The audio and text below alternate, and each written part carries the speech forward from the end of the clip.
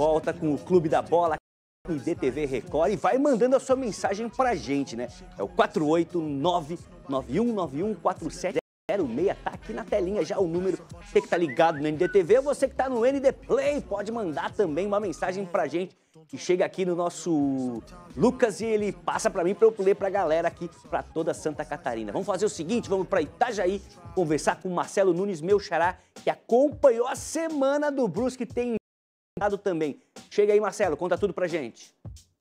Fala, Mancha, boa tarde para você, para todo mundo ligado no Clube da Bola. Um bom sábado, sábado decisivo de final do Campeonato Catarinense. Grande jogo da final, né? Essa ansiedade, essa expectativa para a bola que rola daqui a pouquinho, 4h30 da tarde lá no Heriberto Wilson. E o Brusque, claro, né, Mancha? A gente precisa reverter o resultado para chegar ao título do Campeonato Catarinense, o que seria aí o tricampeonato em sua história, né? O Brusque, que é uma equipe jovem no cenário catarinense, foi fundada lá em 1987, mas que pouco a pouco e nos últimos anos, digamos assim, teve uma aceleração muito grande aí no futebol de Santa Catarina, conquistando o Campeonato Brasileiro, fazendo campanhas bacanas no Campeonato Brasileiro até da Série B e, claro, conquistando também o Campeonato Estadual. Por isso que, mais uma vez, pela terceira vez chega a decisão do Campeonato Catarinense. É claro que é um clube que ainda precisa se estruturar mais em termos de estádio, em termos de centro de treinamento, nessa questão, mas é realmente a prova de que o futebol feito quando uma cidade ou parte dela compra a ideia, isso dá resultado, né? Os resultados têm aparecido e o Brusque vai para mais essa final contra o Criciúma, que, claro, tem todo o favoritismo.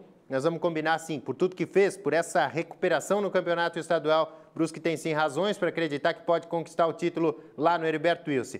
Essa semana, o diretor de futebol, o executivo do Brusque, o André Resini, que é filho do presidente Danilo Resini, já está na função, comentou sobre essa chegada até mais essa final do Campeonato Estadual, nessa questão de ter que reverter um resultado, e nessa fala dele o André deixa muito bem claro o espírito desse Brusque, que, claro, está satisfeito por tudo que está acontecendo com o time nos últimos anos, mas que sim, sabe que pode e quer mais. Quem sabe nessa final? Fala aí, André. Realmente mais um momento marcante na história do Brusque Futebol Clube, né? Um clube de 37 anos, né? Com a fundação de 1987. E nas últimas 5 competições do Campeonato Catarinense, nós estamos na 4ª final. Realmente, alguns anos atrás, ninguém nem imaginava esse feito, né, com a nossa instituição. Mas, graças a Deus, com o trabalho de todos, né, desde o roupeiro, digamos assim, presidente, com vários profissionais que passaram aqui nas últimas temporadas, nós conseguimos chegar em mais uma decisão, né?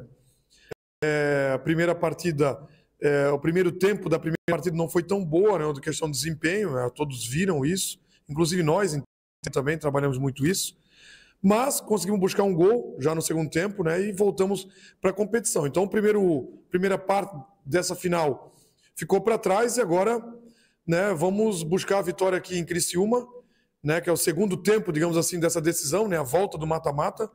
Estamos conectados, confiantes, fazer uma grande partida, né, e realmente marcar uma vez. Já estamos marcados, na verdade. Quando eu falo já estamos, é a instituição, né, no estado e no Brasil, mas marcar de vez, né, com esse tricampeonato tão sonhado aí pelo nosso torcedor. Tá, então, esse é o pensamento do diretor de futebol, do homem forte do futebol do Brusque, projetando essa final. Técnico Luizinho Lopes está motivado também. Aqui em Itajaí, na partida de ida, na semana passada, no final de semana passado, quando o Brusque aí pelo Criciúma, aquele gol do Guilherme Queiroz, o Luizinho Lopes disse que realmente foi um gol que deixou o Brusque vivo, porque o Brusque fez boas atuações, venceu o Criciúma, venceu o Avaí no Heriberto. É claro que é um jogo de final, é diferente, mas com esse gramado muito bom do estádio Heriberto Wilson, tudo indica que o Brusque pode sim ter uma boa atuação. Mancha, o principal retorno ao time é o volante Rodolfo Potiguar, que fez uma falta danada na partida de ida aqui em Itajaí. Na quinta-feira, o Luizinho Lopes treinou com o seguinte time para esse jogo: Matheus Nogueira no gol, Cristóvão, que também está retornando ao time, o Jansson e o Wallace na zaga, Luiz Henrique correndo pela esquerda, Serrato, Rodolfo Potiguar voltando ao time, Dionísio, Dentinho, Paulinho, Mocelin e Guilherme Queiroz. Tudo indica que esse será o 11 titular do Brusque para o jogo de logo mais, daqui a pouquinho, 4h30 da tarde, contra o Criciúma. Olha, mano, pitaco aqui, um palpite, acredito em 1-0 para o Brusque, em uma partida decidida nos pênaltis no Heriberto Wilson. Vamos aguardar para ver o que vai acontecer. Eu volto na semana que vem. Uma grande final para todo mundo, que seja um jogaço nesse Campeonato Catarinense 2024. Valeu, Xará. Ó, respeito a tua opinião, mas não sei se penalidades é um bom negócio pro Brusque, porque o Gustavo é pegador de pênalti. Ó, a galera do Brusque conversou com a imprensa essa semana aí, a TV Bruscão disponibilizou, a gente foi lá e fez uma ediçãozinha para trazer a galera ali. Fala, Jansson! Muito feliz, né, pelo momento, por estar jogando mais uma final, né, pelo Brusque. Vai ser um jogo muito, né, a gente já sabe da qualidade do Criciúma na casa deles, né, mas a nossa equipe é aguerrida, não desiste nunca.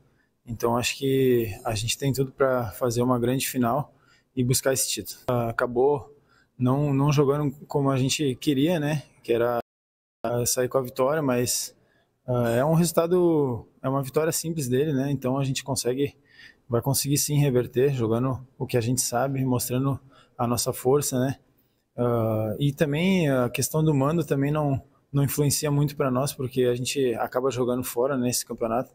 Então, a gente já está acostumado com uma partida dessas, então a gente vai entrar e para buscar o título.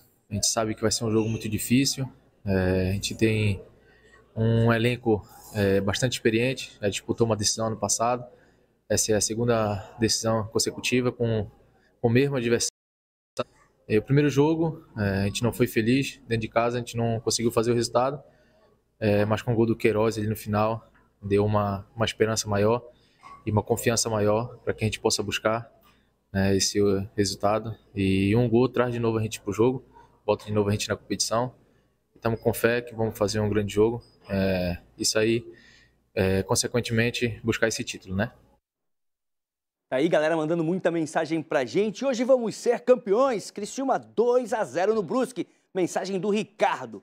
Boa tarde, sou São José, torcendo pro Criciúma 3-1 hoje. Opinião do Glaucio. Tem outra aqui, deixa eu ver. Boa tarde da bola, me chamo Marcelo, moro em Florianópolis, sou figueirense. Mas hoje não vai dar pro Brusque, não. Criciúma com mais time, com mais elenco. Criciúma 2-0 no Brusque. Opinião da galera que tá mandando mensagem pra gente. Matheus Tizen, Marcelo ali falou, deu a opinião dele, quem sabe 1-0, vamos pras penalidades. Gustavo é pegador, goleiro do Criciúma, né? Tem mostrado durante a competição, durante a carreira. Eu não sou daqueles que acham que a penalidade é loteria, é sorte, eu acho que é competência. A gente viu a turma do Barra, apesar de não ter sido eliminado, cobrando muito bem. Deu para ver que ali tinha um treino voltado para isso, todo mundo cobrando mais ou menos numa altura difícil para o goleiro, bem no canto, quase na bochecha da rede. O que você acha disso? É jogo para o Brusque ir para a penalidade? Olha, Mancha, olhando de fora, eu confesso que gosto de penalidade, né? Claro que o torcedor fica sempre na apreensão, mas olhando de fora, pensando no espetáculo, é sempre emocionante, né? O Gustavo é pegador de pênalti, mas o Matheus Nogueira também é bom goleiro nesse quesito, né? Dentro de campo, eu arriscaria um empate movimentado, empate com gols entre Criciúma e Brusque. Mas, de novo, olhando de fora, vendo o cenário, sem puxar nem para Criciúma nem para Brusque, eu acho que pênaltis é sempre um resultado interessante para mexer com as emoções, para ter aquela emoção, aquele nervosismo a mais para essa decisão. Mas eu acho que o Criciúma consegue sim o resultado nos 90 minutos. Legal, Matheus. Emerson Luiz. Você que conhece muito a história do futebol catarinense, né? 100 anos de campeonato catarinense. O Emerson acompanhou aí uns 98, talvez. Eu me lembro muito bem ali na primeira década, da década dos anos 2000, né? Primeira década dos anos 2000, 2001 a 2010 ali. O crescimento da Chape. Chape participou de 18 decisões naquela época, só dava a Chape. Hoje a gente dá uma linha no tempo e vê o Brusque. Naquela época a Chape veio, disse, nós somos um dos grandes do futebol catarinense e nunca mais saiu dessa posição. É a hora do Brusque? Acredito que o momento sim, com certeza. O Brusque vai para a terceira decisão. E é uma pena que o Marcelo falou isso agora há pouco, que o Brusque tem, assim como o Blumenau, projetos para a construção do seu estádio próprio. Parece que agora vai sair do papel, mas até teoria e prática tem muita diferença. Até começar uma obra demora, enfim. E o Brusque, de certa forma, está sofrendo com isso, porque não ter o seu torcedor no lado, uma final dessa... Sabe, você vê o Heriberto Wilson e o estádio lotado, a torcida junto. Não encheu o estádio Hercílio Luz na cidade Já se fosse no Augusto Bauer, com certeza, o resultado poderia ser diferente, porque o Brusque sempre foi muito forte, jogando num campo que não é seu, que é do Carlos Renault, e que vai jogar, pelo menos aí eu acho, a partir da terceira, quarta rodada, a Série B do Campeonato Brasileiro. O Carlos Renault confirmou a participação na Série B catarinense, no seu estádio, que está passando aí por uma bela reforma, vai ficar uma arena muito legal, muito bonita, mas faz falta sim. É o momento do Brusque, que sempre falou das potências aqui no estado, e o Brusque sempre ficava ali na sexta colocação, mas ele superou o Joinville já faz um bom tempo. O Joinville numa situação realmente difícil, tentando se reerguer, a maior cidade do estado, a sua torcida, o maior público desse campeonato catarinense, talvez seja superado hoje, é o que tudo indica, deve ser superado na final do estadual, mas o Brusque hoje, com certeza, ele é um grande do nosso futebol, mas ainda ele não tem a estrutura que Figueirense, que Avaí, que Criciúma, que Chapecoense tem. Ele não tem ainda essa estrutura, por isso que os caras ali e tem muitos méritos para chegar no ponto aí de decidir mais um caneco, no caso hoje lá no Heriberto Wilson. Eu só queria lembrar para finalizar aqui essa participação, Mancha, porque a gente mostrou bastante aí os lances. O Brusque não foi bem, a gente falou sobre isso, acho que é unanimidade. O Criciúma foi melhor, é verdade, mas os 2 gols sofridos pelo Brusque de falhas coletivas no sistema individual, a indecisão naquele primeiro gol, um gol bobo. Perna do zagueiro sozinho, livre, o Matheus Nogueira não saiu, o zagueiro confiou no Matheus Nogueira, ou a dupla de zaga confiou, o Jansson confiaram no goleiro, ele também confiou na sua zaga, e depois o Matheus Nogueira, experiente, é um bom goleiro, ratificando aí, mas ele saiu muito mal do gol, ele se precipitou e cometeu aquele pênalti lá na ponta, porque a imagem mostra que já havia uma cobertura. Mesmo assim, não temos aí o mérito do Criciúma, mas foram 2 falhas individuais que também influenciaram nesse placar, Mancha. Legal, Emerson. Badá, eu não quero me indispor com o Badá, tá louco? Não, que é isso? Falei certo, Badá. Foi, né? Eu tenho essa impressão, né? A gente, claro, você vive a Chapecoense, a gente acompanha aqui de Florianópolis, e eu lembro do Verdão, quando conquistou, acho que o título foi de 2007. Ele veio pra ficar, né? Ele voltou a conquistar títulos, estamos aqui, um dos grandes do futebol catarinense. Hoje, se você fizer uma lista, não dá pra tirar a Chapecoense. E vê que, né, devagarinho, como o Emerson comentou, se encaminhando para uma posição que o Joinville vai deixando essa vaga em aberto. É por aí? Falei besteira, Badá? Não, é por aí. Você tem memória boa e conhecimento do futebol catarinense, né? Então, realmente, a Chapecoense, depois de um longo período sem conquistar título, conquistou o título em 2007 contra o Criciúma Heriberto Wilson. Aí, 2008, 2009, 2010, o time não foi bem. 2010, a gente lembra que caiu, inclusive, dentro de campo, só não disputou a segundona, que todo mundo corneteia e cobra até hoje, porque o Atlético de Birama pediu licença. E aí, 2011, que começou a ascensão da Chapecoense. Daí, 2011, acabou novamente conquistando o título contra o Criciúma. Daí, 2013, perdeu o título para o Criciúma aqui em Chapecó, mas aí já foi disputar a Série B sob o comando da Dalpozo, já buscou acesso para a Série A. E aquela década de até 2017, eu diria que foram os anos de ouro da Chapecoense, né? De 2011 a 2017, antes, infelizmente, da tragédia lá na Colômbia, a Chapecoense era um clube em ascensão, não só em Santa Catarina, mas no Brasil e até na América do Sul. Chegou a uma decisão de Sul-Americana, né? Então, para você chegar ali, depois se manter, e depois de tudo que a Chapecoense passou de 2016 para cá, é muito difícil. O time continua lutando para tentar se reerguer e voltar àquilo que foi alguns anos atrás. Mas o Brusque está nesse caminho. É aquilo que falou o André Resini. Tem que respeitar. O Emerson também falou muito bem, o Marcelo também, todos falaram, né? Do respeito que todos nós temos com o Brusque, com o trabalho que é do Brusque. Eu cito o Brusque como exemplo aqui. A gente viu o Danilo Resini, o André Resini. Quem que é o diretor executivo do Brusque? Tem diretor executivo? Eu acho que não. Eles têm o staff que trabalha lá dentro do vestiário do futebol, mas a diretoria é a família Resini. Não precisa ir buscar gente de fora para fazer o futebol. E em 5 anos, tá aí, ó, quarta final de 5 anos. Isso sem falar que saíram lá da Série D, já estiveram na B, caíram para C e voltaram para B. Então o Brusque tem o nosso respeito por aquilo que tem feito nos últimos anos aí. E o Fábio falou muito bem, um time que chega numa decisão sem jogar uma única partida perante o seu torcedor. É difícil, cara. É difícil um time sem o apoio, a força do seu torcedor conseguir fazer um campeonato tão bom como o Brusque fez. Por isso já merece nosso respeito. Agora, não tá, como dizem os gaúchos, não tá morto quem peleia. E o Brusque certamente vai lutar até do jeito que puder para estragar a festa do Criciúma e conquistar o título, porque no futebol nem sempre o favorito ganha e às vezes o futebol costuma surpreender. Eu acho que essa é a esperança do torcedor do Brusque que está nos acompanhando agora. Legal, Badá. Vou pedir para deixar o Eduardo Florão no ponto. A gente já vai chamar o Ed Flowers aí para falar do amistoso contra o Ipiranga, mas antes tem uma pergunta legal que eu quero passar para o Matheus. Boa tarde, amigos. Vamos dar o troco. Ano passado eles venceram aqui em Brusque. Vamos ser campeão 3-1. Vamos, Bruscão, é o Adilson. É a outra. Essa foi a mensagem do Adilson. Tá lida. Boa tarde, amigos do Clube da Bola. Independente do resultado da decisão, Criciúma e Brusque estão prontos para o Campeonato Brasileiro das séries A e B? Ou uma coisa é uma coisa, outra coisa é outra coisa? Incorporando o Miguel Livramento aqui, abraços, o Marcos de Campinas, Matheus. Estão prontos? Olha, eu acho que eu vou mais com a segunda opção. Acho que uma coisa é uma coisa, outra coisa é outra coisa.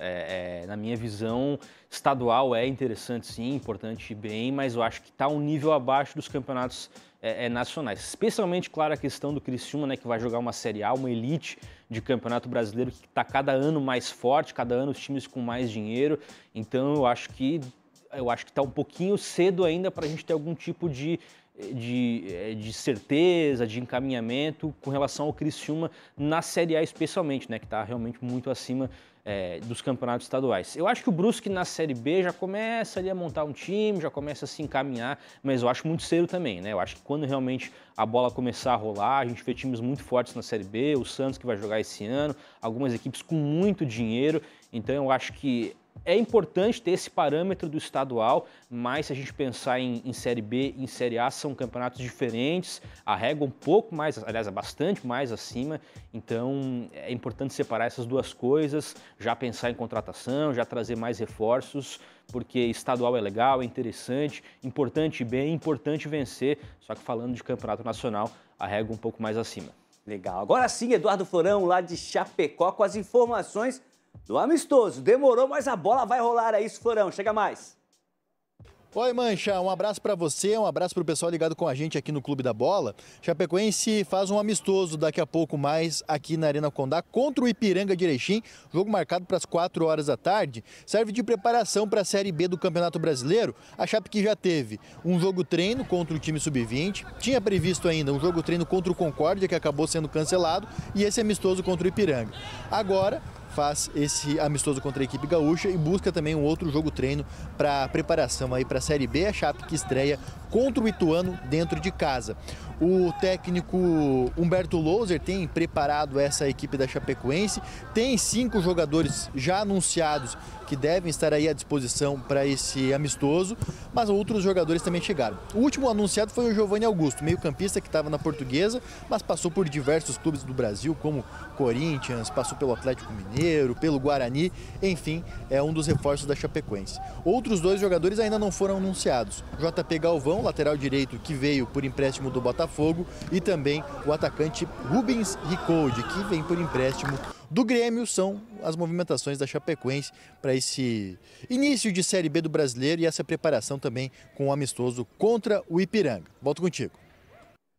Valeu pelas informações, Eduardo Florão. A gente segue no oeste do estado mais uma vez com Sérgio Badá. Badá, a oportunidade para o torcedor também ver um pouquinho mais de perto as novas contratações, se o Humberto colocá-los no jogo treino, né, no amistoso. Mancha, seu Marcelo Mancha, é Quaresma. 42 dias que a gente não vê a Chapecoense jogando aqui em Chapecó. A última partida foi no dia 25 de fevereiro, quando perdeu para o Figueirense e ali se despediu do campeonato. Eu falei, olha, esse jogo contra o Figueirense é decisivo. Chapecoense precisa ganhar do Figueirense para ir para a última rodada praticamente classificado entre os 8 e sem correr risco de rebaixamento. Pois perdeu para o Figueirense aqui e aí perdeu para o Criciúma lá, que era esperado, e caiu fora do campeonato. Então hoje, 42 dias sem jogo da Chapecoense na Arena Condá. É claro que não faltou tempo de preparação, teve tempo para treinar fisicamente, tecnicamente, taticamente, descansar mentalmente, porque o Humberto Louser detectou que os times estavam muito fragilizados mentalmente durante o Campeonato Catarinense. Então, tiveram tempo para descansar, para se preparar bem fisicamente, tecnicamente. Claro que a preparação não está concluída, são 6 novas contratações. Dessas 6 novas contratações, eu acho que uns 4 devem começar a partida contra o Ipiranga de Erechim. Então é um novo trabalho, com mais tempo, com mais calma do Humberto Louser, né? Mas a gente precisa ver esse time jogando. Claro que é apenas um amistoso, né? Mas é 2 semanas apenas pela frente até a estreia contra o Ituano. Então, esse tipo de amistoso serve basicamente para avaliação da comissão técnica. O Humberto Louser vai dar oportunidade para todos os jogadores. Cabe a eles aproveitarem e mostrar para o técnico que tem condições de serem titulares daqui a 2 semanas, quando estreia na Série B contra o Ituano. Então, o amistoso é bom, dá ritmo de jogo, mas é mais importante para o Humberto Louser avaliar os jogadores e tirar as suas conclusões para preparar o time para a Série B. Legal, Badá. Gente nova chegando no oeste do estado e gente nova chegando também aqui na capital. O Figueirense deu uma corrida aí contra o tempo, anunciou alguns jogadores essa semana. E o Fábio Machado conta um pouquinho aí da semana, não só do Figueira, da dupla da capital. Chega aí, Fábio. Olha, Mancha, eu estou de volta aqui agora para falar da semana da dupla da capital, Avaí e Figueirense, né? Muito treinamento, treino tanto lá no estádio da Ressacada quanto no estádio Orlando Scarpelli e, de certa forma, remoendo um pouco essa eliminação no Campeonato Catarinense, né? Mais um ano na fila aí para a dupla da capital.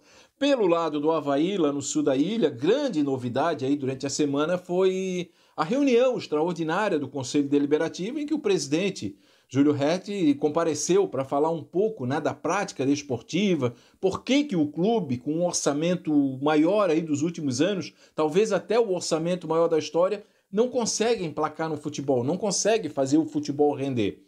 Manutenção do Eduardo Barroca, toda a comissão técnica, claro que deixou o torcedor um pouco com o pé atrás, mas eles têm tempo de sobra para treinar, para quem sabe, lá quando começar o Campeonato Brasileiro da Série B, finalmente essa gestão dá uma alegria para a sua torcida. Já pelo lado do Figueirense, a chegada do goleiro Juan Carneiro, lateral direito Samuel, digamos que a novidade aí é o transfer ban, né? Essa possibilidade que tem o Figueirense, essa punição, né, que tem o Figueirense de não poder negociar jogadores com 6 meses.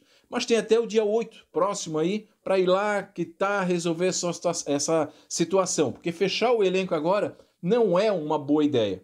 A dupla da capital está assim, à distância, assistindo aí a decisão entre o Criciúma e o Brusque, remoendo, né, internamente aí o seu fracasso, por que não foi mais longe na competição, e se preparando, com tempo de sobra, se preparando para os campeonatos brasileiros da Série B e Série C.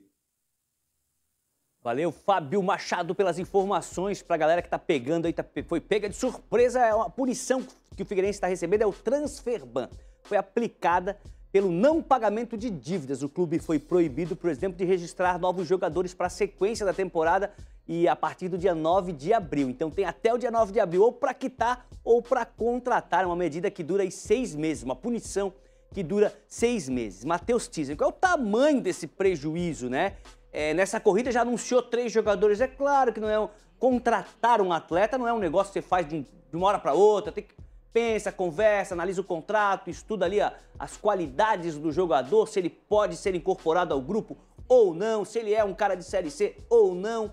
Então, qual é o tamanho desse prejuízo aí se não der certo? O Fábio falou que tem que ir lá e quitar, mas será que tem um dinheirinho no caixa essa semana para resolver isso? Pois é, né, Mancha, o prejuízo é enorme, né, especialmente se a gente pensar na Série C, que já está quase batendo na porta, já está para começar. O transfer ban não é uma punição desconhecida no futebol brasileiro, outras equipes já passaram também, né, por conta dessa questão de dívidas, né, de não pagamento, e a gente sabe da situação delicada financeiramente do Figueirense, essa nova gestão que adentrou o Figueirense agora em 2024, a questão da SAF e tudo mais, parece que vem encaminhando, né, a questão financeira, resolvendo algumas pendências, mas parece que cada armário que é aberto no Scarpelli, um esqueleto diferente sai, né?